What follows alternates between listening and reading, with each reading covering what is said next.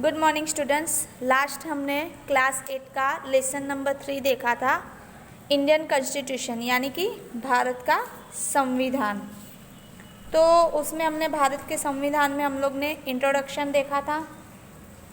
उसके बाद भारत का संविधान किस तरह निर्मित होगा उसके बारे में हम लोग पढ़े थे। फिर निर्माता कौन कौन थे उनके बारे में पढ़ चुके थे। फिर लोकशाही शासन पद्धति देखे थे और आज हम लोग देखेंगे रिपब्लिक यानी कि गणतंत्र। Republic means a government that obtains power from people directly और indirectly. We have adopted a democratic republic system of government, which means that power are not limited in the hands of the few privileged peoples. Rather, it is assembly to all the citizens, irrespective of their caste, class, religious or gender. यानी कि गणतंत्र अर्थात लोगों के पास से प्रत्यक्ष या परोक्ष रूप से सत्ता प्राप्त करने वाली सरकार। अपनी राज्य व्यवस्था में हमने गणतंत्रात्मक लोकशाही को स्वीकार किया है। उसमें हमारे यहाँ राज्य व्यवस्था की विशिष्ट अधिकारी रखने वाले किसी भी वर्ग के हाथ में नहीं है, लेकिन जो राज्यतंत्र है उनके सभी पद धर्म, जाति या स्त्री पुरुष के किसी भी भेदभाव के बिना किसी भी नागरिक के लिए है।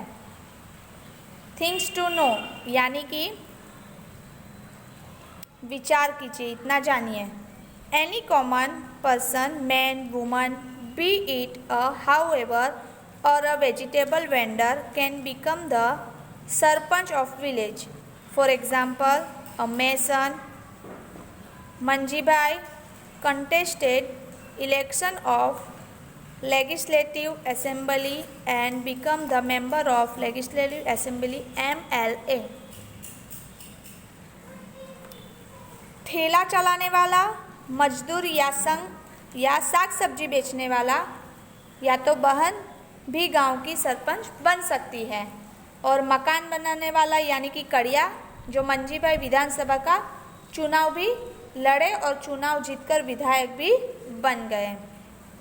यहाँ पे एक चार्ट दिया गया है, वो है सबसे पहले सेंट्रल गवर्नमेंट केंद्र सरकार, फिर प्रेसिडेंट, उसके नीचे 3 हाथे लेजिस्लेटिव, एग्जीक्यूटिव और जुडिशरी। लेजिस्लेचर के नीचे पार्लियामेंट और लोकसभा यानी कि राज्यसभा, प्राइम मिनिस्टर और काउंसिल मिनिस्टर और सुप्रीम कोर्ट यानी कि सर्वोच्च न्यायालय।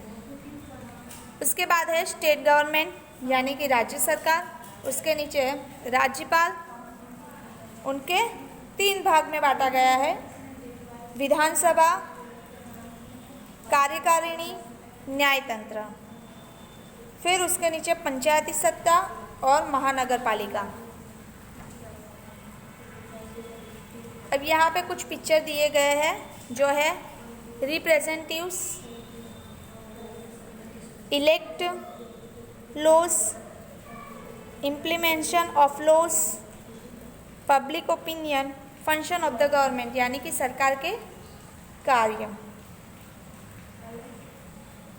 लेजिस्लेटिव, एग्जीक्यूटिव और judiciary are the organs of government.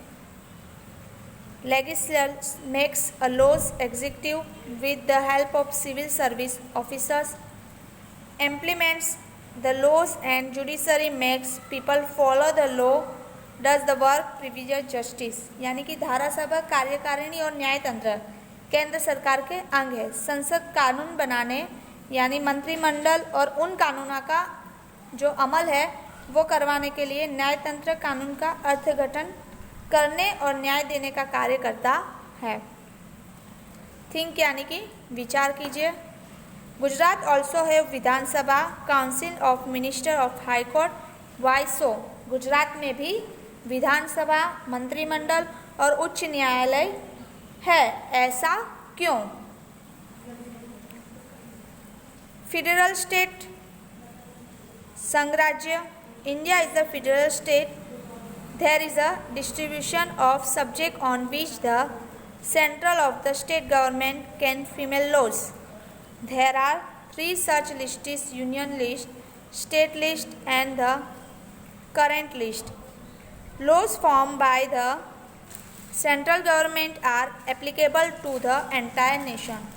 Bharat एक संघ राज्य है, यानी कि घटन राज्यों का संघ, जिसमें कानून बनाना केंद्र का विषय, राज्य का विषय और संयुक्त विषय निश्चित किए गए हैं, और संसद की जो सूची है उसे बनाई गई है और उसे कानून ही बनाती है, वो पूरे देश में लागू होता है। अब हम लोग पढ़ेंगे फंडामेंटल राइट्स, यानी कि मूलभूत अधिकार।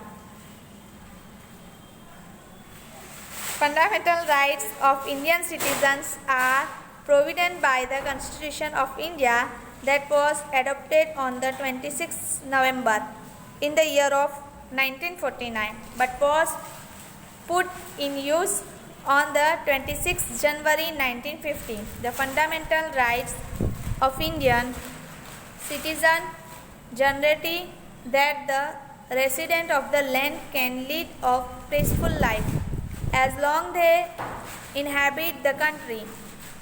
The individual fundamental rights of the Indian citizens are most of the time similar on the democratic countries. The individual fundamental rights of the Indian citizen include the following: equality before the law, freedom of the religious, freedom of the associations and the peaceful assembly, right to constitution remedy for the profession civil right.